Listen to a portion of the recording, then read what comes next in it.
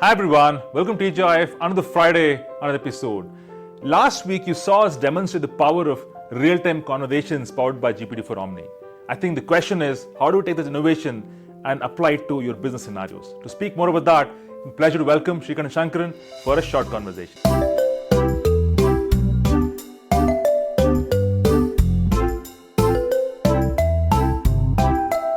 Srikanth, welcome to TGIF. Yeah, hi Sandeep.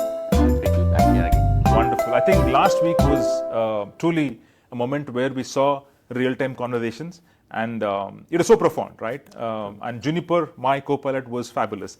Now the question, Shrikant, to you is, how do we take this innovation and apply it to real-world scenarios? Yeah, in fact, like we experienced the last time, the ability for us to speak to an AI assistant as though it's a human. Yeah. And so the whole capability has been extracted in the form of an API. It's called the Realtime API in GPT-4 Omni. And that can be embedded into serious business applications and bring the same kind of natural language conversation through speech facilitated. I think so that's quite profound. Yeah, let's talk about it. Wonderful. So, I mean, the fact that it's Omni, there is no separate speech model. It's all one unified model which does speech, which does reasoning, which does translation to multiple languages. It's like a multimodal, multilingual put together in one persona.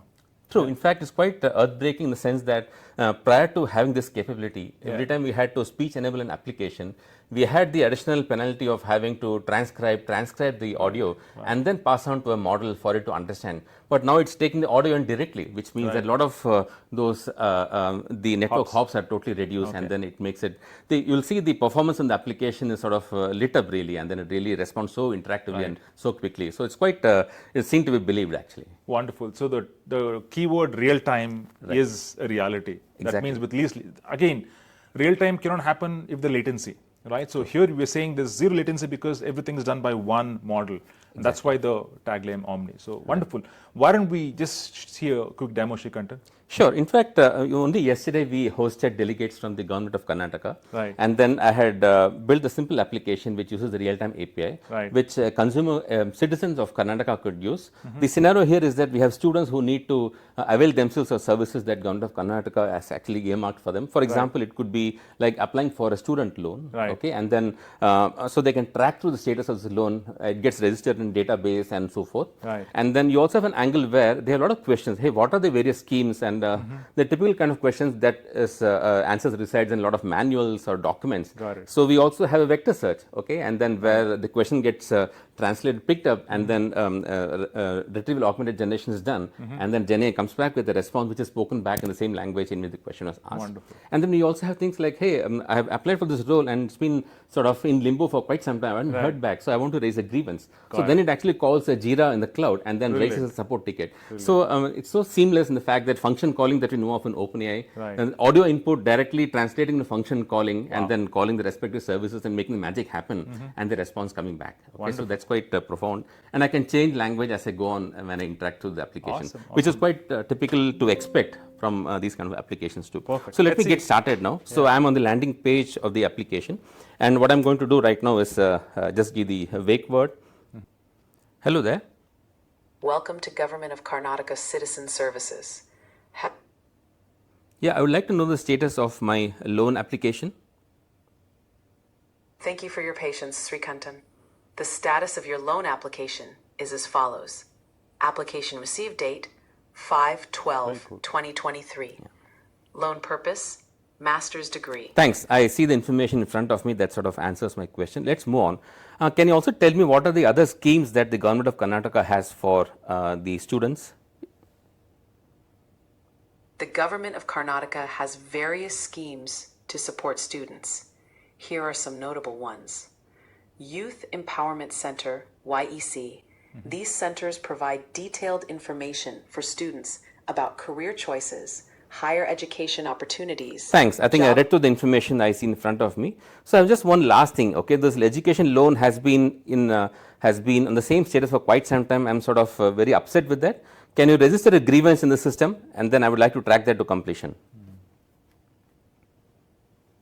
I'm sorry to hear about the inconvenience you're experiencing with your education loan application.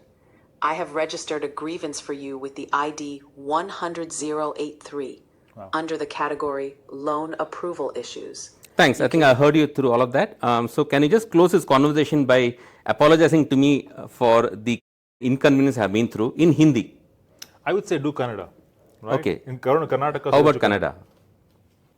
ನಿಮಗೆ ಉಂಟಾಂತ ತೊಂದರೆಗೆ ನಾನು ಕ್ಷಮೆ ಕೋರುತ್ತಾ ಇದ್ದೇನೆ. ನಿಮ್ಮ ಸಾಲ ಅರ್ಜಿಯಲ್ಲಿ ಉಂಟಾದ ವಿಳಂಬಕ್ಕಾಗಿ ತೊಂದರೆಯನ್ನ ನಾನು ಅರ್ಥ ಮಾಡಿಕೊಳ್ಳುತ್ತೇನೆ. Wonderful. Awesome. Okay. This is fascinating. I think we could actually switch language, but I think more than anything else, it's about the data. See, speech being converted to the intent and understanding what actually asked for and pulling the right, data assets in the back end to construct a response is happening in real time, right? Exactly. So what's behind the scenes? I mean, while GPT-4o is something we use in real-time API, but what about other building blocks? The other building blocks are the same as what we are used to even prior to having this system.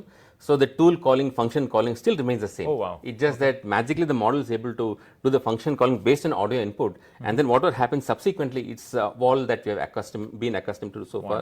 It calls the necessary tools and then makes the integration happen, and then the response again gets played back in the audio in the original language. So fascinating. And again, real-time API is publicly available right now. Right. It's in public preview right now and can be used to actually build applications. And just to add on to that, so while this is about real-time conversation, we also have an API which says that where instead of having real-time conversation, I can actually provide an audio file, and then that goes as an input to the chat completion API, and then process it just like we used to process text data in the past. So this could be very ideal for scenarios where you have call center logs happening in audio files. Bulk processing. In bulk processing, you can actually have them sent to this particular audio completion endpoint, and then the same magic could happen. And then without having to transcribe and translate all the time, you can actually have inference and all the business processes implemented using audio as input. Wonderful. Shrikant, thank you so much. Fascinating Thanks demo as usual. Great to be here. Thanks for joining me. And again, for all audience today, real-time API GPT-4o is available. It's absolutely fascinating in terms of how this can amplify interaction with the systems. The very aspect of human-computer interaction is made real with real-time API. Try it out. It's available in public preview. You should give it a try for sure. With that, thank you so much for watching this episode. Keep on TGIF. Have a wonderful Friday and a great weekend ahead. Bye-bye. Thank you, everyone.